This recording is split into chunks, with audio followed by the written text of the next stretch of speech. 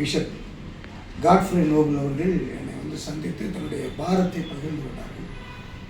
இது ஒரு மிகவும் ஒரு அவசியமான காலகட்டத்தில் இருக்கிறோம். இந்த காலத்தில் நாம் மௌனமாக இருந்தால் நம்முடைய உரிமைகள் எல்லாம் பறிபோகக்கூடிய ஒரு கடைசி காலத்தில் நாம் நெருங்கி வந்திருக்கிறோம். நாம் எவ்வளவோ விதைத்திருக்கிறோம், ஊழியத்திலே எவ்வளவோ வளர்ந்திருக்கிறோம்.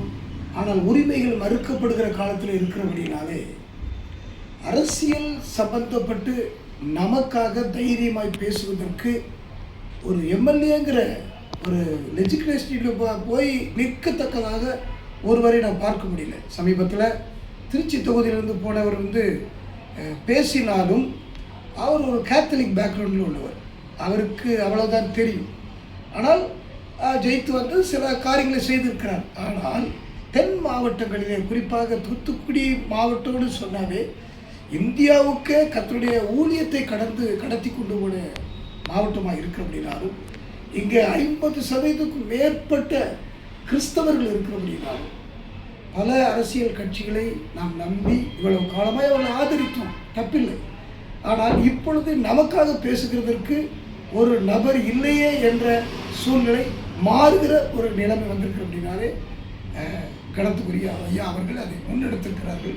அவர் நீண்ட நாட்களாகவே அரசியல் பிரவேசங்களை செய்து செயல்பட்டு கொண்டிருக்கிறார். இந்த எலெக்ஷனில் எப்படியாயும் ஒரு எம்எல்ஏ சீட்டு வாங்கி போயிடணுங்கிறதுக்கு தீவிரமாக இருக்கிறார்கள். ஆகையினாலே இதன் செயல்பாடாக புராட்டஸ்டன்ட் கிறிஸ்தவர்கள் மற்றும் மற்ற எல்லா ஸ்தாபன கிறிஸ்தவர்கள், பெந்தெகோஸ்தே கிறிஸ்தவர்கள், போதகர்கள் எல்லாரையும் அவர் போய் சந்திக்கிறார்கள்.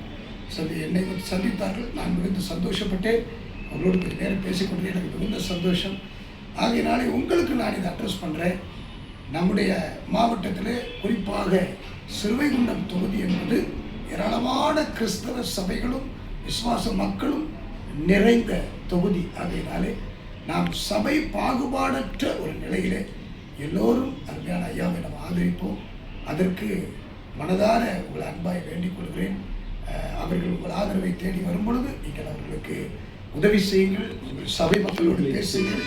இங்கே வருகிற நாளிலே தேதி 23/4/2026 நமக்கு எலெக்ஷன் இருக்கிறது. மிக சொற்பமான நாட்கள் தான் இருக்கிறது. ஐயாவினுடைய சின்னம் டியூப்லைட் சின்னம், அது 13வது பட்டனாக இருக்கிறது. அதனாலே அதை கவனம் வைத்து நாம் ஊழியர்களாகிய நாமும் சரி, விசுவாச மக்களையும் சரி உற்சாகப்படுத்துவோம். ஏனென்றால் சில வித்தியாசமான ஆட்களெல்லாம் வந்து ஜனங்களை கலந்து பண்ணி கொண்டிருக்கிற ஒரு பொறுமையான காலத்தில் நீங்கள் ஐயா அவங்களை சந்திக்க வருவார்கள். அவர்கள் பேசும் பொழுது அவர்களை செவி கொடுங்கள்.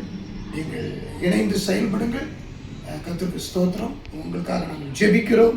இவர்களுக்காக தொடர்ந்து ஐயாவுக்காக ஜெபிப்போம். இந்த வருடத்தில் ஒரு பெரிய மாற்றத்தை நாம் காண்போம். ஆண்டவர் நாம் யாவரை ஆசீர்வதிப்பார், நம்முடைய ஊழியத்தை ஆசீர்வதிப்பார். உங்களுடைய பேர் ஆதரவை நாங்கள் எதிர்பார்க்கிறோம். ஆண்டவர் உங்களோடு இருப்பார். God bless you all. உங்களுடைய பேர் ஆதரவுக்கு மிக்க நன்றி. நன்றி நன்றி ஐயா, ரொம்ப நன்றியா. உங்கள் அன்பு என்னைக்கு மறக்க முடியாது. கிறிஸ்துவுக்குள்ள நம்ம எல்லாரும் ஒன்றா இருக்கோம்.